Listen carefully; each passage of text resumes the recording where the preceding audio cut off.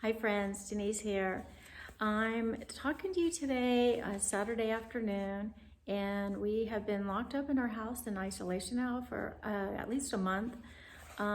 Anyways, the reason for this video is there was a message put out the other day on Next Door Neighbor that some of our local hospitals are running low on some of their medical supplies, including face masks. And I live in the Bay Area in California, as you know, and we are in a hotspot. And so John Muir, our local hospital, as well as Stanford and Children's Hospital are allowing homemade face masks, but they have to be under certain guidelines. And been busy, stopped doing my hats for a couple of days so that I can do something that's far more important and making sure that our nurses and healthcare providers have what they need. And if we can do anything to help them out, that would be great. For those who have a sewing machine, fabric, and some elastic, we could use your help. This here is the mask that I've been busy creating. This here goes over the face, around the ears. And although this is a mask that may not be used for the coronavirus patients, it is a mask that they can use right now. After they receive these masks from us, it goes through a sterilizing process. So hopefully it doesn't just get used once, it could be used multiple times. The criteria for these homemade masks is that number one, the material has to be made from 100% cotton. So this was some red and white stripe material that I had that I was using to make some fascinators. And secondly, before you even start sewing it, you have to wash the fabric in hot water to get any germs or whatnot off of the fabric. I have been making small masks and some larger masks for some of the men or people that have bigger heads. My head actually requires the smaller mask. So what I did is I have and I got this off of the internet. I have a large mask template and a small mask. For the large mask template, you need to cut the two pieces of 10.5 by 7.5 inches. So you just take a piece of paper, and this could become your template. And then for the small masks, it is a 9 by 7. What you do is you take two of the pieces, and in this case, this was red and white stripe, and on the other side, it was just white, is you take the two pieces and put the good sides on the inside, so they get connected together.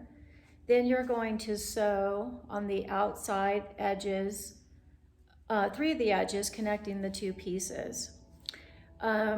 Once you're done doing that, and I just go in about a 3/8 of an inch, you're gonna have, I only have one piece left. I wish I had another so I could show you exactly how I did this, but I ran out because I've been making all these masks with what fabric I have.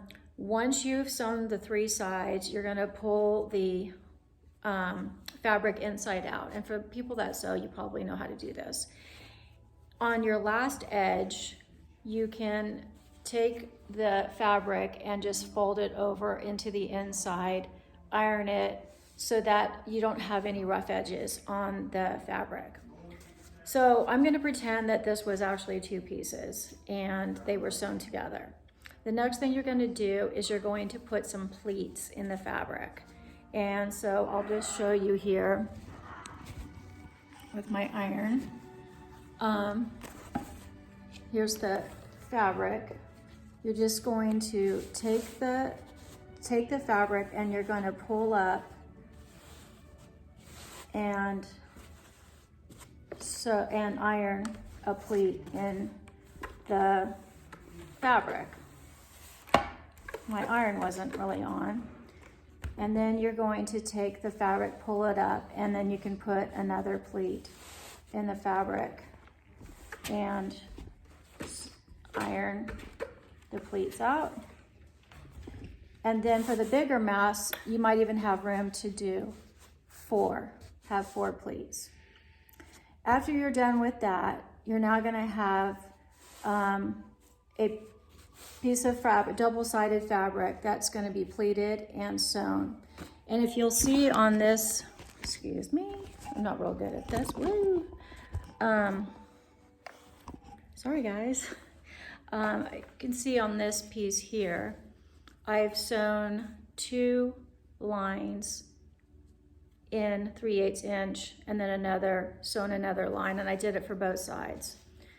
For the inside of the mask, I had some elastic. I had a 9-inch of elastic, which I use for my hats, and I cut it in half, and I took 1/2 and I attached it on one side and then on the other for both ends of the mask.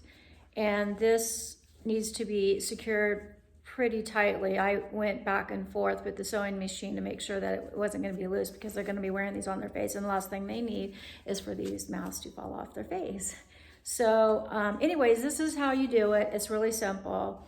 And you might want to check with your local hospitals to see if they're even accepting these. I know our local hospital is at this time, and if at some point they stop accepting these, I will have some to give out to my friends that you can use when you go out in the stores. This isn't going to be the type of face mask that's going to keep everything out, but it is going to help the nurses with at least some of their patients, and then they can give some of their better masks and use it for the coronavirus patients. So anyways, that's all. If you have any questions, you can reach out to me, and hope everybody that has a sewing machine and fabric and elastic can help out during this crisis. All right, talk to you later. Bye.